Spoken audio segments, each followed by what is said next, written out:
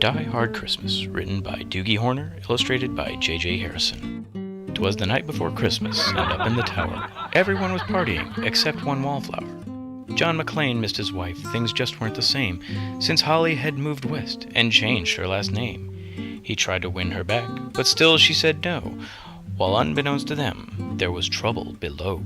A truck had pulled up, and who should disembark but 14 men, whose intentions were dark. They spoke not a word and unloaded big crates. They cut the phone lines and locked all the gates. Carl swept the ground floor, shooting every guard dead, while visions of bear bonds danced in his head. John took off his shoes, making fists with his toes. It actually worked. Well, what do you know? When out in the lobby there arose such a clatter, he sprung to the door to see what was the matter. When what to his wondering eyes should appear, holy crap, there are terrorists here! John hid under a table where no one could see, and watched Hans question Mr. Takagi. I'm going to count to 3. There will not be a 4. Give me the codes to open the vault door. I don't know the codes, so go ahead and shoot. Okay, said Hans Gruber, and ruined Takagi's suit. John tried to call the cops by pulling an alarm, but instead called the bad guys who tried to cause him harm. But John killed Tony, who had very small feet, and sent him to the terrorists as a Yuletide treat. He put a Santa hat on the German, and eyes all aglow, he wrote, "Now I have a machine gun. Ho, ho, ho." Carl was furious. Tony was his brother. He chased John across the roof, and they shot at each other. John was able to escape through the ventilation shafts. "Come out to the coast," he sighed. "We'll have a few laughs." At Nakatomi Tower, Sergeant Powell appeared. He checked the whole lobby and saw nothing weird. He was pulling away but didn't get far before Marco landed on the hood of his car. Powell drove away backwards, screaming in fright. "Welcome to the party, pal!" John yelled with delight. More police arrived, the FBI and SWAT team. But Hans didn't mind, it was all part of his scheme. More rapid than eagles, his henchmen they came, and he radioed and shouted and called them by name. Now Eddie, now James, now Franco, now Yuli. On Fritz and on Carl, hair long and unruly. They shot the SWAT tank with a surface-to-air missile and knocked it away like the down of a thistle. Now John McClane was angry indeed. He blew up 2 terrorists and called them jerkweed. Ellis told Hans, "Bubby, I'm your white knight."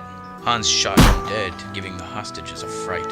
Hans went to go check on the explosives fuse and saw that poor John wasn't wearing any shoes. John fled from Carl and Hans, but alas, he had to run barefoot over sharp broken glass. His feet, how they hurt, his soles oh so bloody. John crawled to the bathroom and called his good buddy. John was weary and ready to throw in the towel until he got a pep talk from Sergeant Al Powell. Powell was chubby and plump, a right jolly old cop, and he trusted the cowboy in the tattered tank top. But a reporter was probing into McClane's life and revealed that Holly was actually John's wife. Hans quickly flipped over the gold picture frame. "It's a pleasure to meet you, Mrs. McClane." His clothes all tarnished with ashes and soot. John staggered to the roof, bloody and barefoot. The explosives were wired to the rooftop with care in hopes that the hostages soon would be there.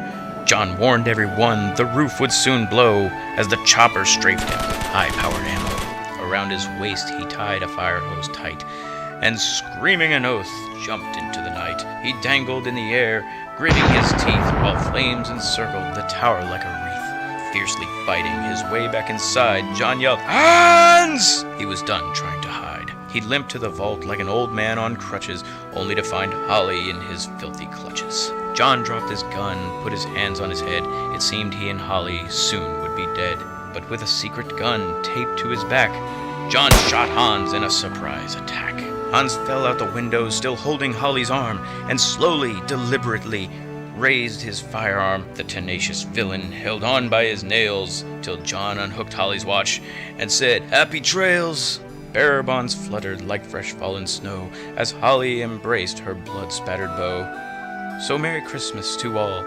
Be kind to one another, and most of all, yippee-ki-yay, motherfucker.